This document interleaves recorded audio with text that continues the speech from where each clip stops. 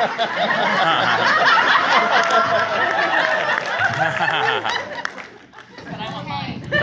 really not know who we are, so. No. I know everybody but you. Yeah. That's okay, we'll stand. Yeah, Travis is the end. Yeah, there we go. Here, there we go. I'm good. Yes. This is my blessing. This is my curse. Hi. I gotta plug it first. Shit. This is so official. I don't know. Are these on? It feels like we're about to have a meeting. I guess you guys want to share a mic?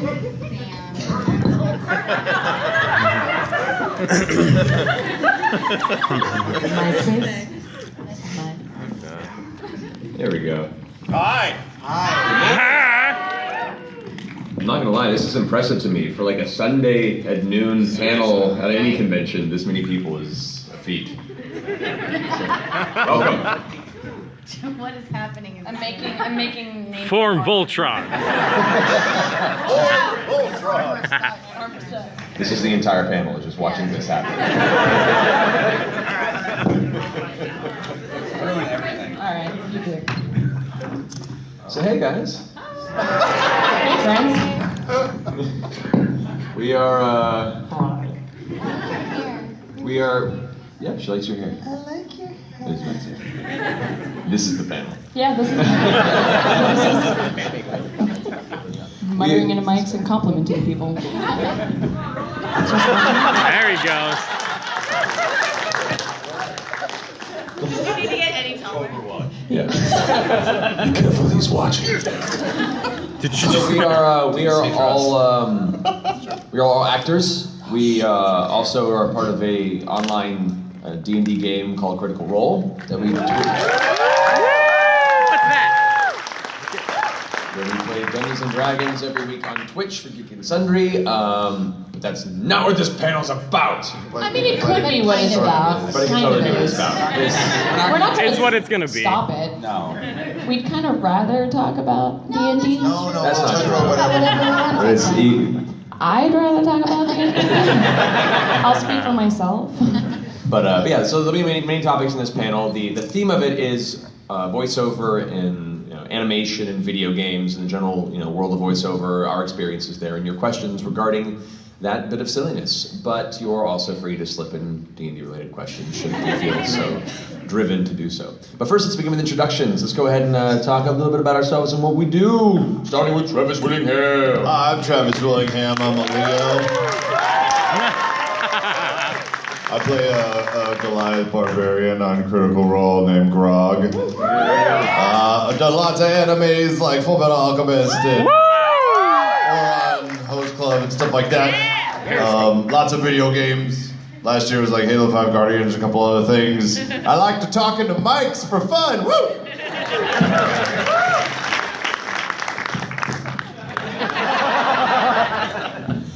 Hi, my name is Taliesin Jaffe. Are we snapping? You don't have to clap, but that was nice. I play the human gunslinger Percival Frederickson. W. Sokolowski did the role on Twitch on Thursdays. But other than that, I also like to talk into microphones. You can hear me in lots of animes. Most recently, Black Butler, Book of Murder, which is coming out in a couple of months. Black Butlers. And in lots of video games, Final Fantasy IV, Street Fighter IV, World of Warcraft. Hello, I am Marisha Ray. I play the half-elven druid Keyleth on Critical Role. And I also talk in microphones like everybody else, and like I am currently. Once again, last year, Metal Gear Phantom Pain, Star Wars Battlefront. Just came out of Fire Emblem Fates, which like half of us are in. And you can also watch Superpowered Beatdown, which is a show that I host, because I sometimes also talk into cameras. Hi,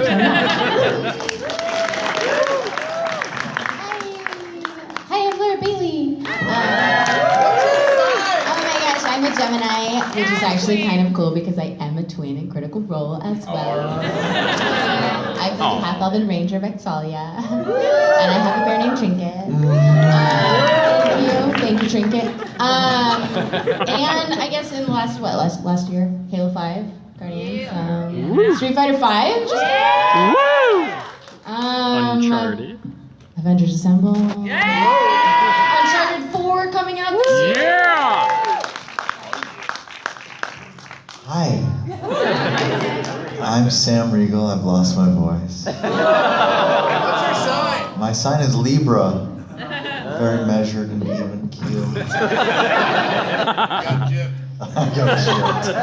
I play Scanlan Shorthalt, the Bard Gnome on Critical Role. I also act in things sometimes, and I don't know. I don't know what I've done. I did some Teenage Mutant Ninja Turtles for a while, and I was Spider-Man on the Spider-Man games, and I was in Persona as the little annoying Teddy, and other things too. And I die in a lot of games. And any game that Laura is killing things in, I'm also dying. And I've also started directing stuff too, so I direct voices for animation and for Disney and for Olympics. In fact, I'm going to be directing Matt Mercer tomorrow morning at 9 a.m. 9 a.m. Ooh! Thanks for the reminder. I love how they act like you were getting called into the principal's office. They're like, oh, snap. Yeah. So at least my character voices aren't high pitched tomorrow. Oh. Hi, Nar. One of them is like Mickey Mouse range. I was being ironic. Yeah. My character's that's fun. Hi, my name is Matthew Mercer. I'm Dungeon Master. I'm a cancer. Yeah. That's not my sign. That's my self-esteem. I'm myself. I am a cancer. I also talk into microphones for a living. Cartoons, video games. Leon Kennedy in Resident Evil. Yeah, we were a pair. Yeah. What's up? You both killed me, I'm sure. Recent-ish stuff. There's Fallout 4. It was McCready. It came out recently. Fire Emblem Fates, which just came out also. Was as well as a few other characters. And yeah, so that's our introduction. And that's our panel. Thanks, guys, for coming. Bye! Great seeing y'all again. So yeah, let's go ahead and kick this off with a little bit of Q&A. As if you're not sick of us by now this weekend, let's see if we can make this happen soon. You, sir, at the very front, go bring your question to the microphone. Hi, guys. Apparently the mic's a little hot still. So I'm going to stand back here. Hi, guys. Law Johnson, Facebook's Dungeons & Dragons memes. Awesome to see you again. Hi. I hope you guys are having a super fun time in Portland. Totally. Yeah. And thank you on behalf of all Portland critters for bringing your magic to our weird city. And I would like to ask a question. I'm going to be that guy and right out the gate start with a D&D one because my fans will kill me if I don't. Do it. And that has a little bit to do with acting, so that's something. In a hypothetical scenario in which they make a Vox Machina live-action movie, which professional actor that was not yourself would you choose to play your character? Ooh. That's a great question. Vin Diesel. Arnold Schwarzenegger. No, I think... Dave Bautista. Dave Bautista would be Grog. Yeah. I can take that. Dinklage for me.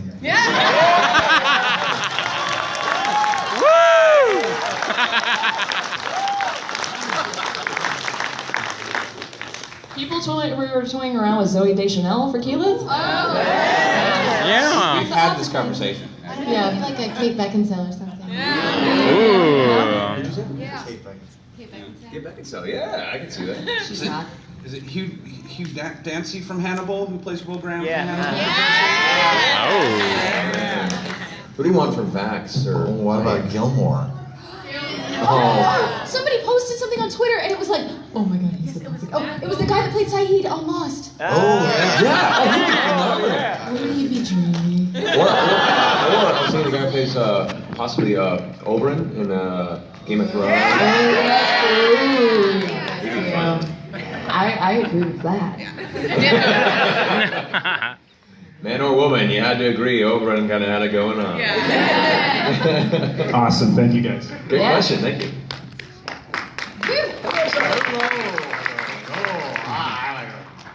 Exactly. Oh, and Trinket would be played by the bear from The Revenant. Definitely. I'm so glad that guy's getting work again. Yes, go ahead. This is a question that, what is your favorite voice to ever do while doing voice acting? Also, never have Travis play a fighter attached with Rogue. It's 400 points of damage a round. Oh, dang.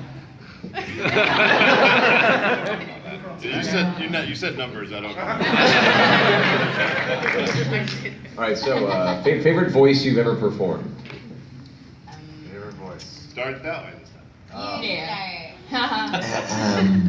Oh wait, no, that's you, Matt. You start. No, please, go ahead. Why does it feel like it's so early and it's new? We're all gonna jet lag. We're all It's gonna time give the to- answer of like. It's like trying to pick between your children. You just can't. They're also have one disappointing. There's favorite. really Little self-loathing and all of them. I enjoy playing. I did the voice of Starscream a couple times. And that was really fun, and it was horrifyingly bad on your vocal cords. It's like the worst. But that was fun to do.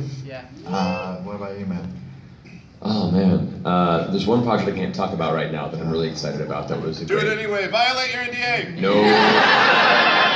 But I will say from a personality standpoint, I really personally enjoyed playing Aloth in Pillars of Eternity. All right. He's just a sort of very slightly nervous elven wizard who has an issue where his body actually contains two souls, and that happens to be this ancient woman named Isilmir who creeps out on occasion, but not really to get really angry at people. Shut up, you fucking cocksmith! Jail. I'm very sorry. That wasn't me. That was Isilmir. Please don't hit me.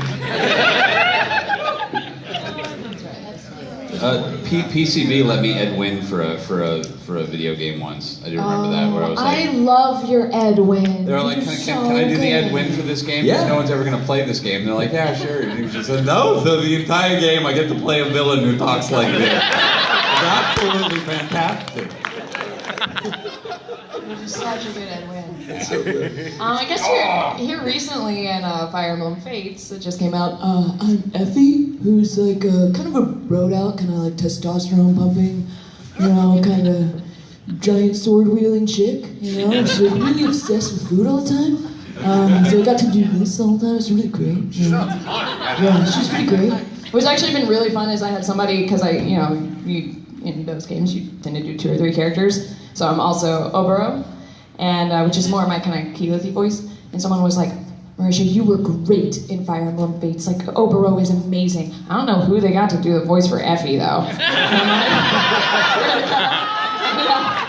yeah. I was like, let it go. That's fantastic. Yeah. I would cry. Gosh, I don't know. I think one of the most fun times I ever had recording was for Shin-Chan. Yeah. One of my personal favorites of yours. Thank you so much. Yeah, because I just talked like I had a potato in my throat the whole time. And any shame I had was pretty much left at the door. Great question. Travis, you didn't answer. Oh shit. I like playing Grizzle, Gazlow. What's my name? Gazlow. Gazlow. Yeah, he just is a really high character and he's kind of a joke, so, you know, he talks like this. Good question. Hi there. So I wanted to know, on the day that one of our beloved player characters happens to pass, No. You shut your mouth. Get out. whether due to heroism or, in Bax's case, impatience, I was wondering, what were your ideas for your next player character? Like 80 people in the audience go. You're like, we've all thought about this. I don't want to spoil. I'm not going to lie. I've got very complicated ideas. I'm not You sure. do? If I wanna oh yeah, no. I've spent time thinking about what I'm going to do, and I finally. His name's twice as long. It is interesting. There's an Yeah, aspect twice. of kind of surprising you guys, I guess, with whatever character they come up with. But if whatever you guys feel like sharing, you don't have to be specific, but you can be somewhat. I like your Blood Hunter class. That's what I'll share. Woo! Thought about that. I've thought about it. I've got a few ideas. On your current code. I have an idea for a bard. That would be polar opposite of Scanlan. I like your idea. You uses slam poetry. Yeah, but I want to reveal it. Let's get this much. Well, I was gonna come back as a druid. named Melith. It's gonna be awesome. She's gonna That be could so only cool. turn into a bear. You would. I was thinking I was gonna come back as a tiefling, but I don't know. Zara is so freaking cool. She's not the only tiefling in the Yeah, world. I know, but they're supposed to be kind of rare, right? I don't know. Yeah. So I don't know. I might not. I might change it. I really just want to be somebody with like blue hair. So I have ideas. I know. A werebear with blue hair. That's gonna be my name. Blair. With the blue hair. I was gonna come back as Helga, the human bar wench. And just try to die as fast as possible. Just horrible decisions. That'd be magnificent. Serve beer, live forever. Yep. Have to get a kid to do the art for the one 10-minute period she actually plays on the game. That's pretty funny, actually. I'll have to kill you first. Your question. Hi, what you got? Hi. So Laura, if you want to play someone with blue hair, you could always do an air or Genasi. water genasi. Don't tell me these things. I know. Also, go Geminis. Also what? Go Geminis. Woo! I'm not a Gemini. Unlike saluting. You're enjoying it. So my question is kind of to all of you. It's a D&D question. Vox Machina is obviously made up of a lot of very diverse personalities and people with very different ways of looking at things, of going about things, very different goals that sometimes may not always exactly line up with each other. What do you mean? So, what are your guys' strategies as players, and Matt, what are some of your strategies as a DM for kind of making sure that all of your characters kind of are still working towards the same goal and not just, and still keeping things amicable, while at the same time staying true to your characters? Interesting question. We have a fight club on. You talked about it. We can't talk about it. You're out. I think that's one of the most fun things about playing is that everybody has their own moral code, and we're trying to make that all mesh together to the same goal. So if we think as our character that something is okay, and Keyleth definitely does not, there's I don't know why I singled out Keyleth. Shots fired. Then I think that's fun to see how that plays out and see why somebody would have a problem with somebody else's actions. Yeah, I mean, amicable is hard because we all do have our personal goals that we're thinking of all the time, and being someone with a moral compass is very difficult. I'm a good person. Becky's a really good person. She's a really good person. Don't you shake your head. She's saying it for herself, I'm pretty sure right now. We snicker about it backstage when we're done. We're like, oh wow, that was intense. Yeah. No, I mean we love it. Yeah. I don't know. It's hard to answer. There, right before the dragons, there was kind of being candid with you guys. There was a moment where I was like, I don't know. I'm having a hard time justifying Keyleth staying around because it was starting to get a lot of animosity kind of in the group. So, but then it's funny how things can turn out like petty little squabbles after the world is burning to the ground. Which kind of plays into my question, or my answer as well. I don't want to drive the players to a specific goal or shoehorn them in. They let them play in their field, and I love inter-party conflict. I mean, for those who saw the Percy Grog.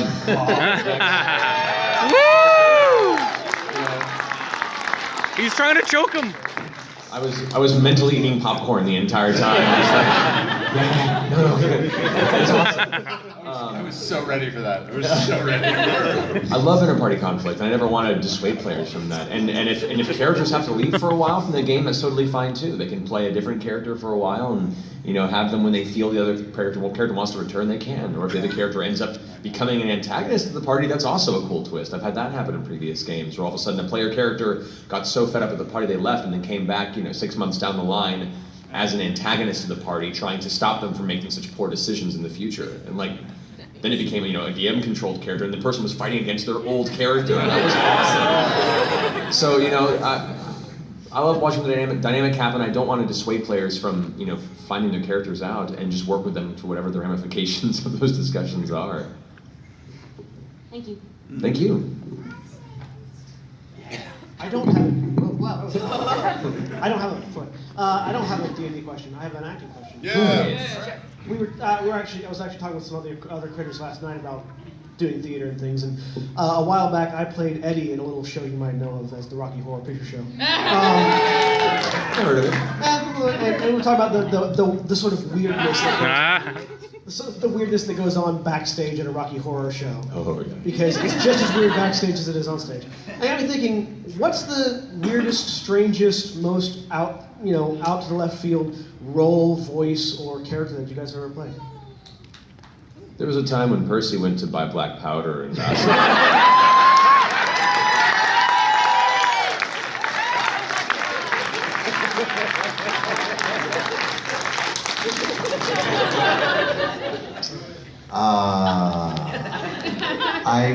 I played Tiger Woods in a. Are you really about to admit to this? In blackface. Brownface. This is on the internet. Yeah, you can find that. I rapped. You might want to mention who produced this. Will.i.am produced it. Oh my god. Technical difficulties. Tiga Hoods. I have never actually heard you admit to this before. I've watched it so many times. That same year, I played a Mexican man named Barrio in a breakdancing movie called Freak Dance, which you can also find on. Oh my god. Oh my god. Also in brownface. Hey, I was drunk. It was a dark time. Just cosmetic. Oh my god. I don't know if we have a panel after that. Yeah. We actually have had like a little bet going because you're such a well of interesting YouTube. Not like your YouTube well goes deep, and we've been wondering how long it's You can find me Deep in and my dark. underwear singing about IKEA. There's so much. There's so much. Yeah, Critters found your Craig Ferguson appearance. Oh, yeah. You're chorus. Yeah, you're all over the place, man. I say yes to any job. Laura, what you got? Oh man, I gotta keep thinking. I know that's I don't that's want so. to we take can't a stop while. it. Yeah, That's it's so hard to dark. talk. Yeah, we're done. That's the answer. Good question. Hey guys. Hello. I want to start off with most of you, I believe, have done some really amazing work with Blizzard, and I want to thank you for that because Blizzard has been probably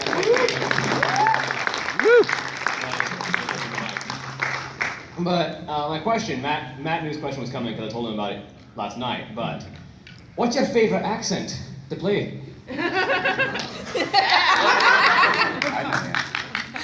There was a little. You've already answered mine. The Brogue is fantastic. I have yet to play a dwarf in any sort of Blizzard franchise, and it's killing me. I play orcs up and down the day, but I haven't given me a dwarf yet. But that day's We let you do the Scottish accent for one game. Oh, that's right. Yeah, for a keep a strip. Oh my god. which is a Japanese game where you beat up vampires to make them naked, which kills them because the sun touches their skin. But in the game, you can unlock voices for NPCs. You can set the voice mode to different NPCs, which like you go to a maid cafe and there's a cute little moe maid, and you can give her a this tough Scottish voice. Would you like some tea with that, lass? Oh, you look tense. How about a massage? Never change, Matt. Never change. I don't have a choice. What accent? Accent? I can't do accents. There you go. All my accents sound like I'm from Boston. Oh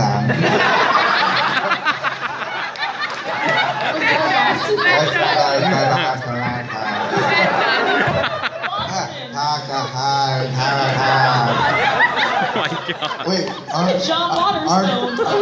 aren't everyone from Boston mentally? Sam. I'm never doing a panel with Sam Riegel ever again. I love it. Ever. I love you, Boston. No, I'm terrible at accents. I'm terrible at accents. But I've also done British a lot. But just terribly badly. Oh my god. What you got, Laura? I'm with Sam, American. That's my favorite one. Like West Country, anytime you sound like a hobbit, it's great. I don't know. I think Marisha's Scottish is pretty great. Oh, hello. Oh, welcome to Scotland. I'm like Swedish, yeah, it's really not Swedish. It's not really even Swedish. On one critter who's Swedish, like, no, it's not. Sorry. Travis? Oh, I would like to be Southern, you know, be Southern son of a bitch. Being from Georgia, that's not actually a bad Southern accent. Good question. Thanks, man. Hello. Hello. First off, I would like to just thank you on behalf of like everybody who you've inspired to start playing D&D as a hobby.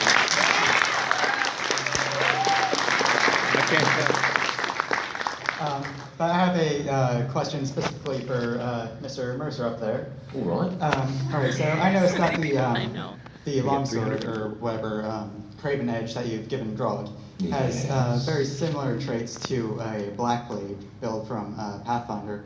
So I was wondering if that was like possibly the next kind of class that you were kind of trying to introduce into 5th edition, like you did with Percy's Gunslinger. The Craven Edge, I really wanted to put an intelligent weapon in the campaign because it hasn't happened before and they haven't encountered one. So that was kind of just a homebrew creation for Craven Edge. I don't have a lot of time to work on homebrew stuff, and the Bloodhunter took a lot out of me. It was a very good learning experience, and if time allows, I'd like to do something more. I will say I am currently working on a new order for the Bloodhunter.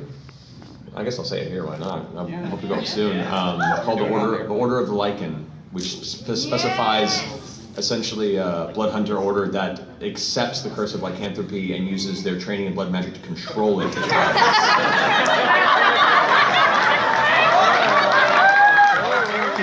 Yeah, or Wave Tiger. You can choose whatever type you want. It doesn't affect the That is order. definitely going to be Travis's next thing.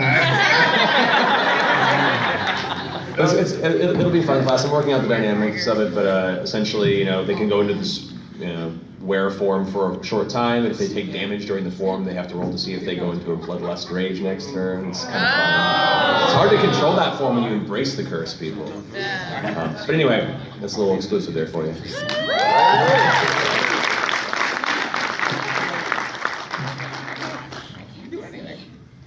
Hey guys. Well, so, you look awesome. You look Yeah. dope. Thank you so much. Yeah. I just wanted to thank you guys super quickly for coming out here to Portland. It's great to see you guys. So thanks for that. Thanks for having us.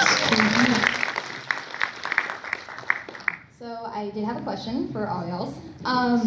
Do you guys play/watch the final product in which you voiced in? And if so, what is your experience while watching or playing the game? It's weird. It's always So weird. It depends on the project, really. Like if we played or not. If I play it or not. Yeah. I don't think I don't play anything I'm specifically in, but sometimes I'm in things that I play. Yeah, that's more the case. Yeah, actually, that was a really good way of putting it. Yeah. Yeah, we suffer from the same thing that everybody else does, where we hear ourselves in a project and we're like, whoa, it sounds weird. I don't know. And you always want to go back and do it a million times. But yeah, if it's a franchise that we love, we're definitely playing it and just hating the sound of our voices. You also recognize everybody in it, so it's kind of weird because you're like, oh yeah, there's. Shut up, Steve Bloom. Troy. Troy. You're kind of snarky in Battlefront. Like it actually is like I occasionally find myself going, I know Marisha. They use like all of my snarky lines too. I don't think they use anything. I'm just like, you should really be back fighting with the rest of your team. Where are you going? Where are you going? Oh, thanks. Cool. Bye. Like, you're such an asshole. Except Sam. Sam loves the sound of his own voice. I do. I'm really good, and I watch a lot of stuff that I'm in, and I'm like, yeah, that's right. Spot on again, Riegel. Nailed it. Yeah, the shut up blank has been our running joke for a long time. Shut up, Travis. Shut up, Laura. Shut up, Troy.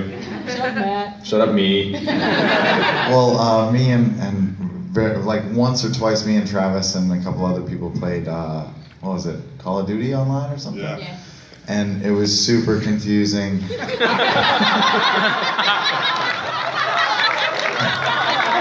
like Travis would be yelling like, they're over there! And then I'd be like, wait, are they? And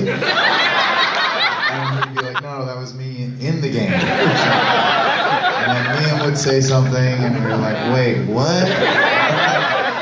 Are you on my team or not? Very, very confusing.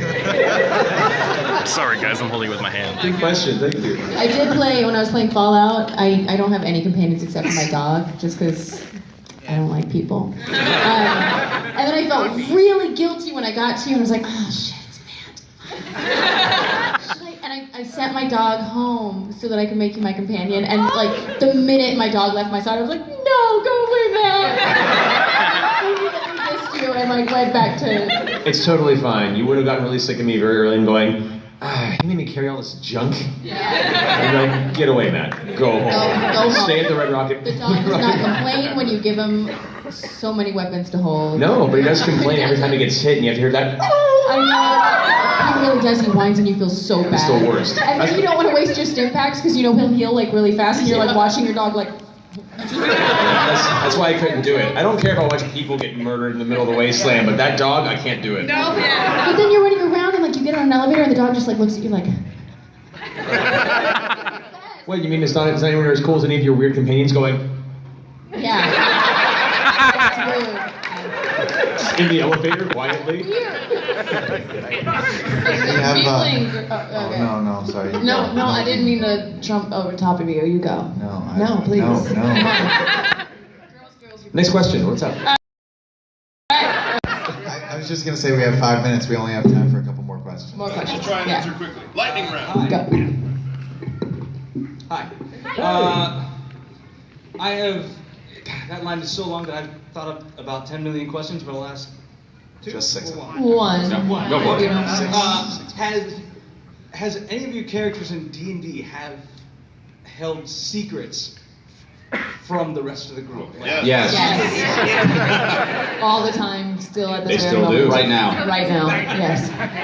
I'm a dragon. This explains much. What's your calling? The Gold Creed suddenly makes sense for everyone. Yeah. Secrets are the best. Yeah. You, man. Hi, everyone. Okay, I just want to know my range on this. So I know I asked all of you yesterday, I'm really interested in voice acting, and you said theater. Are there any good online resources just to either forms you can do or things that you can, I don't know, just resources? I want to be a voice actor. A great website you can go to for just an overall view of the industry and getting into it is iwannabeavoiceactor.com, created by D. Bradley Baker, one of the most prolific voice actors in the industry. He's amazing. So that's a really great place to start. And there are many people out there that can do online workshops and classes with you. Just make sure that anybody who's offering a class, you research their work and see that one, they're reputable, two, they are currently working in the industry, and three, that they're not charging way too much. Yeah, because there are a lot of people that don't actually work very much that'll do classes, and you won't learn very much. So what's that? I know it's another one, like quick. What's like a good portfolio to look at to get examples from? Just a crap load of credits. Or, you know, you can go to look up voiceover agencies, and a lot of the agencies will have demo reels of their actors that they represent, and then you can go on and listen to what the demo should sound like, that you'll want to send out to agencies in order to Voicebank.net. Voicebank.net. Yeah. That's where that has everyone's reel that you've ever heard. It has all their demo reels. You just have to find them. And also, you can buy Yuri Lowenthal and Tara Platt. I sent that one yesterday. What was that book? Voiceover, voice actor. Okay, What it's like behind the mic or something? What it's like behind the mic. Yeah, it's a great book. It's really for right where you are mentally. Book. I will lick you, sir. I can't open it. It was bad. Hello. I had kind of a personal question for all of you. There's this thing that happens sometimes when you're an artist, where you have a lot of self-doubt going forward. You know, when did you identify yourself as a voice actor? Was there a moment? Is there a little story or a snip or a time where you're like, yeah, I think I just did it? You guys, I think I made it. Yeah, that's hard because we're always still working to keep going. You can't ever stop working. So none of us, I don't think any of us are sitting up here being like, yeah, we can stop now. Yeah, no.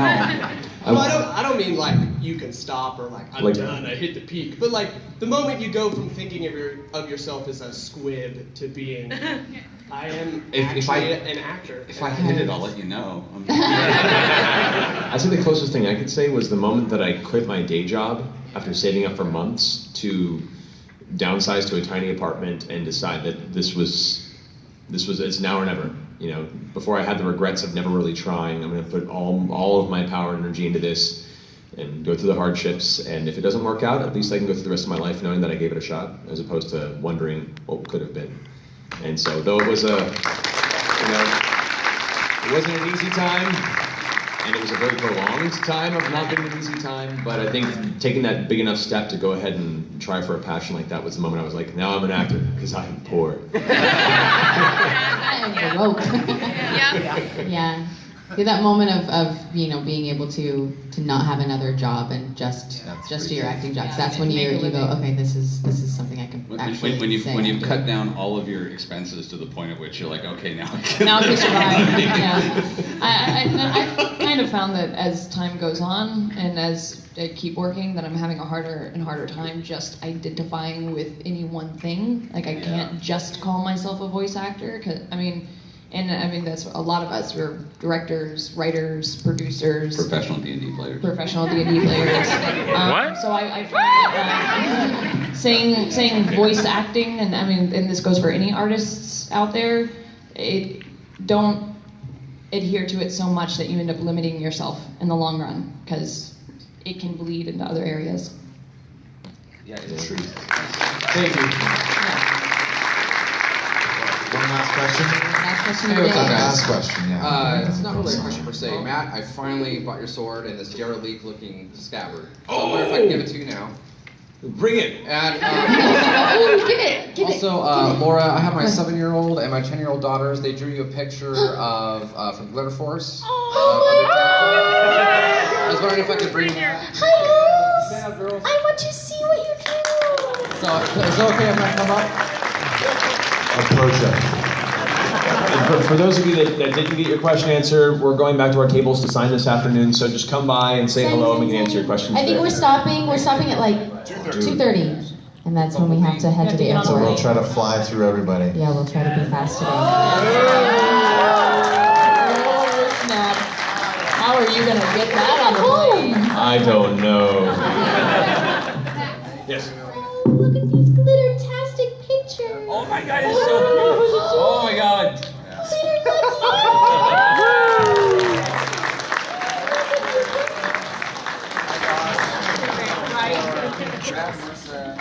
to share. Do you want us to share that? You think he's going to share that with me? This is Moloch Ball from ESO. What? Yes.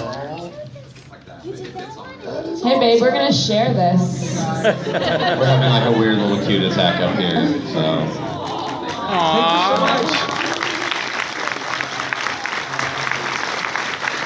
Travis. Well, guys, thank you all so much for coming to our panel and for coming to visit us here at Wizard World. We absolutely appreciate the opportunity to meet all of you. You guys are amazing.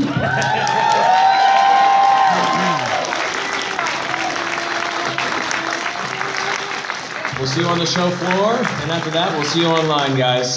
Take care. Travis. Show Travis his card. I'm gonna keep guessing your password. Travis, check out your card. The back of it.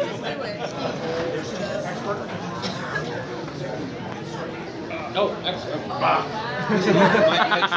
guess is he's gonna give it to his brother and have him ship it. He's probably what it is. It's holding a tiny. And I am going to keep it. You're fine, you're fine. I do.